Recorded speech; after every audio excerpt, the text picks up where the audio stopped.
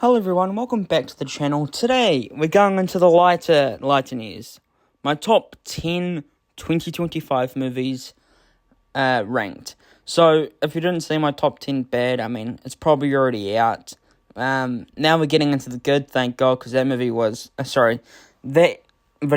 was, I got annoyed. Anyway, we get into the good news now. Anyway, I keep on saying that. Look, I'm just rambling. Let's get into the honorable mentions. Why can't I speak? An honorable mention for me I have is Good Fortune. Good comedy movie, I have to say. Fantastic Four First Steps. Really surprising good. It was good. It was good. Zootopia 2. I'm glad the sequel lived up. Another one movie that people are gonna hate that's this high, but I have. It means a lot to me. Now You See Me, Now You Don't. This franchise means a lot to me. Caught Stealing, another movie that was very close to making to the top 10. Now, on to my top 10. My number 10 is a movie called Roofman. This movie genuinely caught me off guard. I thought I knew what I was getting myself into based on the trailers, but the actual story felt like it was holding a lot back in the best way possible. The marketing barely scratched the surface, and I loved the sense of discovery as the film unfolded. Jeffrey Manchester is such a fascinating figure. Before watching, all I really knew was what the trailers showed. A strangely polite robber who hit McDonald's calmly, putting employees in the freezer without yelling or threatening them. But the film goes so much deeper than the surface level oddity.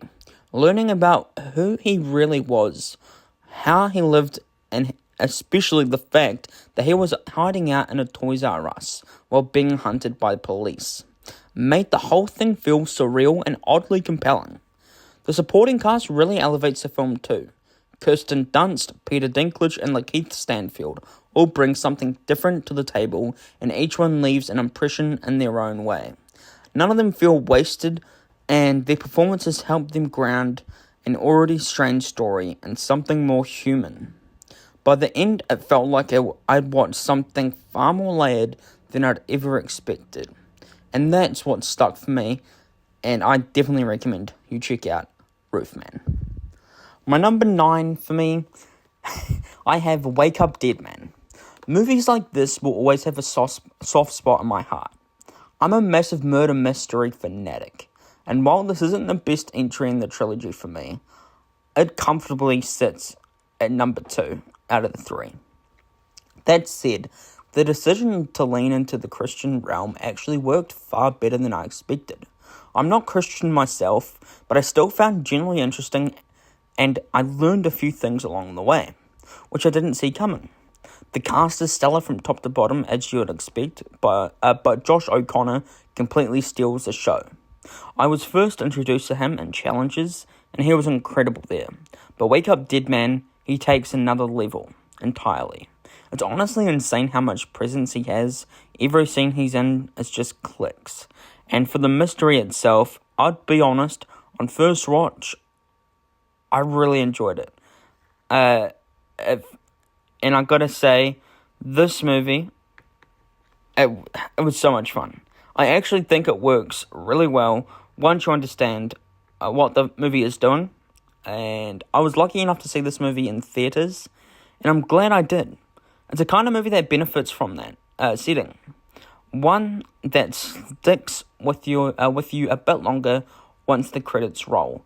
And I'm glad I saw this movie in the theaters because I feel like it definitely deserved a cinematic experience.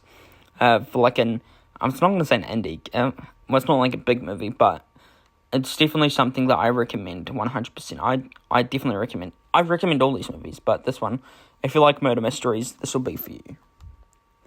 My number 8, we got Superman. Superman seriously had to be here. I had an absolute blast watching this in the theatre.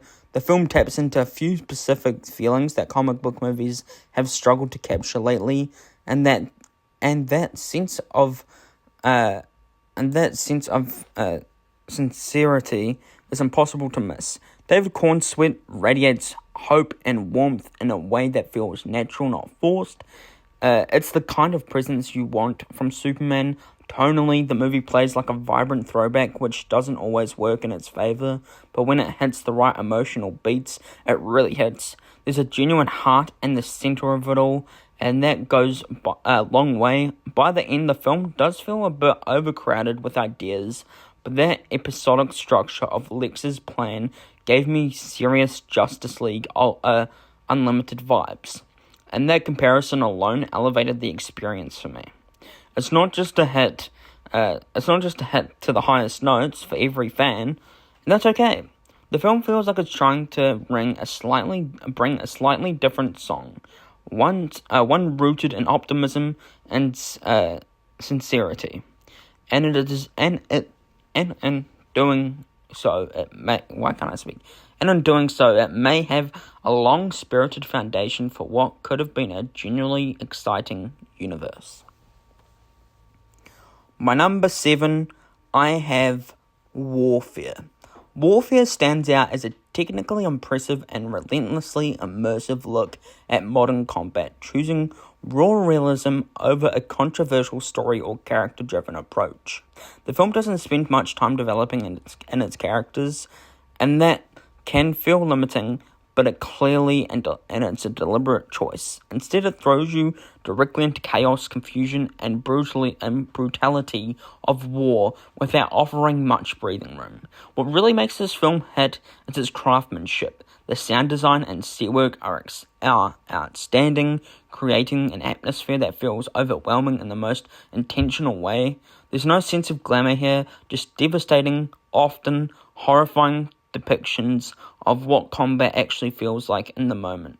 It's not a movie I see myself revisiting anytime soon, because of how intense it is, but that's also a testament to how effective it is.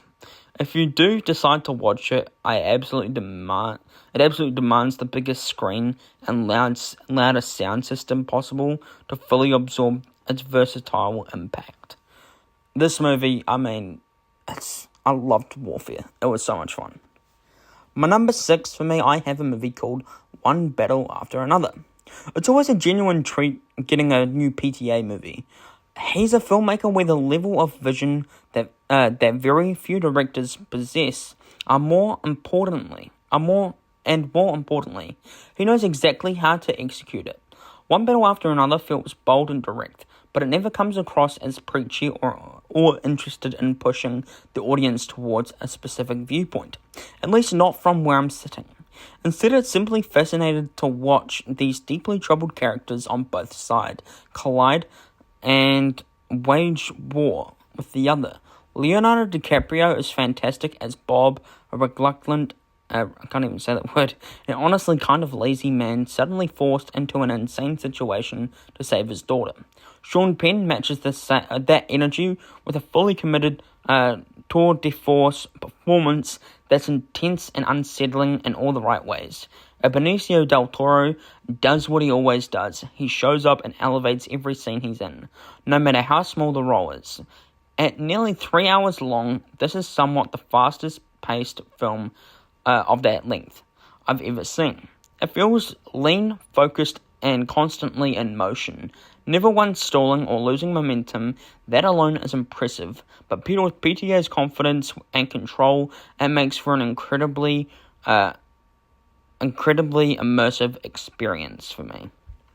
And I definitely recommend you check this movie out because it is a ton of fun. My number 5 for me is the movie called Weapons. There's something deeply unnerving about the suburbs and these sheer brutality, and Krieger knowing exactly how to weaponize that against us. Much like Barbarian, he takes spaces we're associated with, safety and comfort, and twist them into something nightmarish. Suburbia presents itself as a refugee, but beneath that polished surface, it's an unsettling designed to insult people from reality, often leading to a kind of disassociation. I can't even say that word. Becomes that breeding ground for the tragedies that plague places like Maybrook. It explains the collective inability, there we go, to accept that real evil could exist somewhere so normal. Somewhere assumed to be in. And I gotta say, this movie won't be for everyone, but this movie was a ton of fun. I really enjoyed Weapons. I feel like the atmosphere really got me immersed into this movie, and it worked really, really well here. I think the characters were really interesting. I forgot what that guy, the stoner character, was, but he was really funny in this movie, and really worked well for me. And the villain, I'm not gonna spoil it. I think they were really well delivered. Is that a good word? And I just think it worked really well for this movie. And yeah, I really enjoyed this movie, and I definitely recommend it. My number 4 I have is The Long Walk. The Long Walk is a bleak and often punishing experience, but one that avoids its obvious pitfalls, thanks to the phenomenal ensemble and beautifully controlled screenplay. Hoffman and Johnson are especially outstanding, delivering performances that linger long after the film ends. Easily among the year's bests, they've placed against an eerie, stripped-back backdrop that perfectly reinforces the haunting atmosphere of King's original story. Millennia's script walks a fine line between tensions and repetition, but it largely sticks the landing. The film finds ways to inject sharp banter and genuinely shocking moments just when things risk becoming familiar. What begins as a relatively straightforward dystopian coming-of-age story slowly transforms into something far more devastating and emotionally resistant that you'll expect. By the time it reaches in its final stretch, The Long Walk feels less like a genre filmmaking and more like a statement. It's grim, powerful, and surprisingly affecting. Easily one of the strongest films of the year for me. The Long Walk was an amazing movie. I really enjoyed The Long Walk. I think the story really told in this movie, it's kind of like, if you, kind of fuck up, you're dead, basically. Well, you get, 3 strikes, and then you're dead. And I felt like that was, damn. That's kind of, it's, oh, well, my shoelace is untied. Well, guess what? You have, 3 strikes, or you're dead, mate. And that was kind of the atmosphere that I'm like, shit, this is actually kind of I felt really impactful, and I feel like this movie really worked well. My number 3, it's Sinners. Sinners is an unforgettable cinematic odyssey, the kind of experience that demands to be felt on the biggest screen possible. It's memorizing, intense, and downright electrifying. The film feels like Ryan Coogler operating at the absolute peak of his powers, and honestly, it might be his true masterpiece. It's one of the finest films of the decade so far, the kind that leaves you sitting there in stunned silence once the credit rolls. I was completely blown away. As much as I respect what Coogler has accomplished within the MCU, this is exactly why I hope he continues making original films. There's a level of urgency and passion here that you just can't manufacture. Sinners isn't just a great movie, it's a shot of pure adrenaline for filmmaking itself, and it's one of my favourite movies of 2025. Sinners, I recommend this movie highly. I think this movie was really well done, and I think it worked really well. I think Michael B. Jordan was phenomenal in this movie. I really enjoyed his role. How am I forgetting your name? Haley Steinfeld, great performance from her. And I just really think this movie is a movie to watch. My number 2, F1. F1 delivers across the board. This is a high-octane racing epic that never lets up. A full-throttle spectacle from the opening lap to the checkered flag. The sound design is phenomenal, the score is electrifying, and the story carries a surprising amount of heart. All coming together to make it one of the must-see movies of the summer. Brad Pitt and Damson Idris are terrific. A terrific pairing, playing off each other with a real chemistry, while the supporting cast brings exactly the right kind of energy to keep everything grounded. It's rare for a film to hit the senses this hard, F1 absolutely demands to be experienced on the biggest screen possible. The story doesn't shy away from familiar tropes, and the destination is fairly predictable.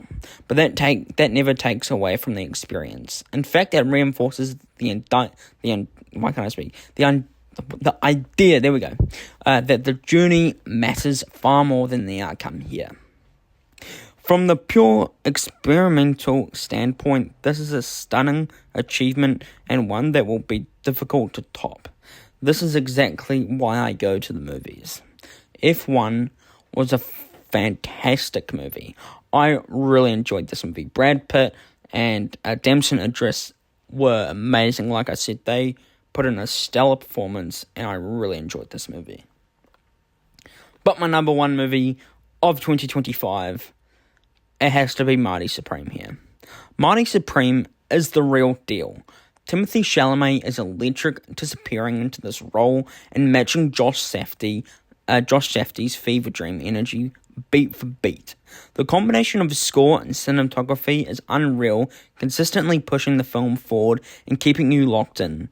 As Odyssey or Azon is a total scene stealer, leaving a lasting impression every time she's on screen. The film cranks the uncut gems intensity up to 11, drops us into a fascinating slice of history, and somehow still works as a rousing sport movie on the top of that.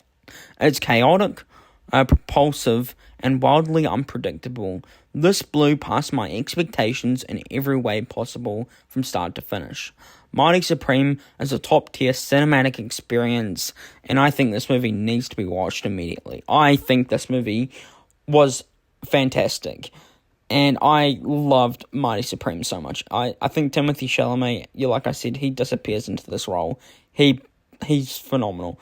And then Odyssey Horizon, fantastic in this movie. I think the whole cast was really well done, and yeah, I really enjoyed Marty Supreme, and I think this movie needs to be watched. And yeah, that's it. Thank you for watching my top 10 2025 movies of the year. I hope you enjoyed it. Please subscribe to my channel. It'll be a massive help. Thanks for watching. Take care. Goodbye.